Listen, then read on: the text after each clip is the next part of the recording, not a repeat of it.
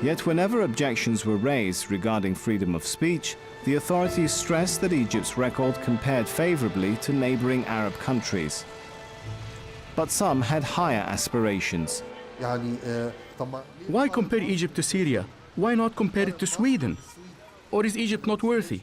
Or Greece? Or is Egypt not worthy? And I'm demanding all my freedoms, not just some of them. So when I ask for my rights, don't ignore me or tell me you've got bigger problems to deal with, like people starving. So what do you want me to do to get your attention? Starve? Journalists kept pushing the boundaries to such an extent that criticizing the president became routine, even though under the emergency laws, such criticism could result in imprisonment. Undeterred by this prospect, Abdel Halim Qandil published a collection of his most controversial articles in a book entitled Against the President. Criticizing the president is forbidden. The president is in charge of everything. He's the head of the military, judiciary, and the police. He hires everyone from the prime minister to the lowest government official, and he has the right to have them fired. The president is everything in Egypt. He can dissolve parliament and issue rules backed by law. To be fair, if all these powers are in the hands of the president, then we must be able to criticize him. Literary figures joined journalists in their increasing outspokenness. Ala al-Aswani, both a dentist and a novelist, had become disillusioned with life in Mubarak's Egypt and was planning to emigrate. But first, as a farewell to his homeland, he wrote a novel focusing on a Cairo apartment block called the Yaqubian Building.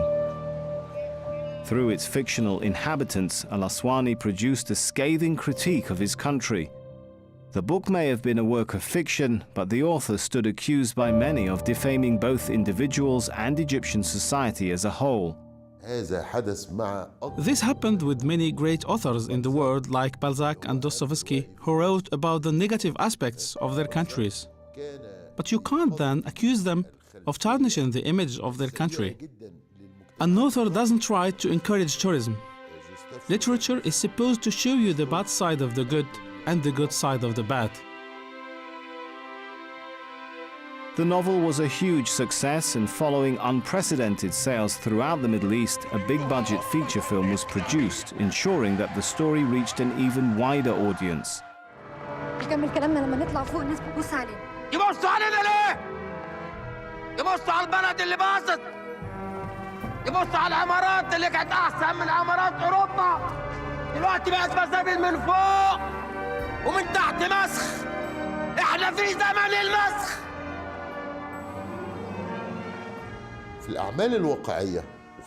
Literature is about trying to make the reader believe that the story really happened.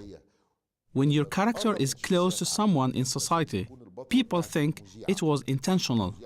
For an author, this is considered success, but it caused me problems. أنا استخرت المولى عز وجل وقلت أرشح نفسي في مجلس الشعب عن دايرة قصر النيل. قصر النيل؟ أهلي وناسي. أنت عارف إحنا مسمين دايرة قصر النيل في المجلس إيه يا حاج؟ حتة الجاتوه. The issue of corruption raised by the novel rang especially true for many Egyptians. The sight of wealthy men joining Mubarak's ruling party, then becoming members of parliament and even rising to ministerial positions, started to become familiar to the Egyptian public. Some argue that such businessmen are perpetuating the very inequalities that have plagued Egyptian society for centuries. When there's a businessman or a capitalist in a direct governing position, he not only knows the market situation before others, he creates market situations. He makes decisions that affect the market, and his companies make use of this knowledge. This happened with some ministers, even if they overtly resigned from the boards of their corporations. But Ibrahim Kamel, a businessman and member of the ruling National Democratic Party, doesn't see any conflict of interest in this scenario. I don't believe that businessmen entering ministries is wrong in itself. If someone's extremely successful in his own field, then there's a chance that he'll also be successful as a minister. And who else should be ministers? University professors? Why would a university professor be any better at taking decisions than a businessman? Or, for that matter, than a president's son. In 2002, President Mubarak's youngest son, Jamal, was appointed General Secretary of the NDP's Political Bureau, the third most powerful position in the party. Many suspected he was being groomed to become the next president, establishing a Mubarak political dynasty. However, party members insist his appointment was made purely on merit. For anyone who's close enough to know, the addition that Jamal Mubarak made to the National Democratic Party has been good. The only problem is that this young man is called Jamal Mubarak, so everyone uses their imagination and links this to ideas of inheritance. I wish we would discuss what he has done, what he's doing, and what he can do. But to be suspicious of him just because of his name, no, it's not fair at all.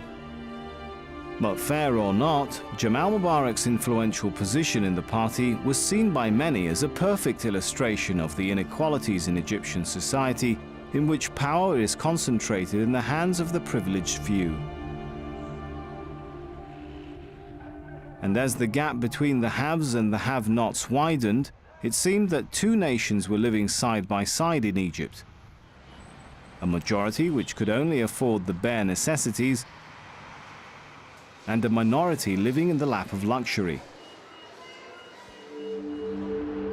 The historic pact Egyptians had made with the government to stay politically inactive in return for economic and social stability was starting to weaken. The Egyptian revolts when he faces economic problems. Politics don't matter to him much. If you talk to a citizen about elections, freedoms, or democracy, he won't be that interested. But if you start talking to him about increasing prices, rent, or poverty, that's when he will concentrate and start getting angry. The Kifaya movement, created in 2004 by a group of intellectuals, took to the streets to say enough to Mubarak's presidency and no to the idea of inherited political power. Pressure was also growing from the outside. The Bush administration was causing friction in the previously smooth relationship between Egypt and the United States. Washington was calling for so-called democracy in the Middle East, including Egypt. President Mubarak's relationship with former American presidents has generally been very good. The only president that he wasn't able to coexist with, or who he didn't have chemistry with, was in fact President George Bush Jr. Mubarak was feeling the pressure from all sides, unable to ignore the demands of both his people and his strategic allies. In March 2005, Mubarak made a major announcement. Article 76 of the 1971 Egyptian constitution was to be revised to allow multi-candidate presidential elections for the very first time. At the time, it seemed to be a huge step forward and was almost unanimously welcomed. But the truth would soon emerge. Contrary to what had been claimed, in reality this article was going to be amended in a way which would discourage any form of real competition for the presidency. When I realized that it wouldn't actually create any real opportunity for democratic transformation, I opposed it.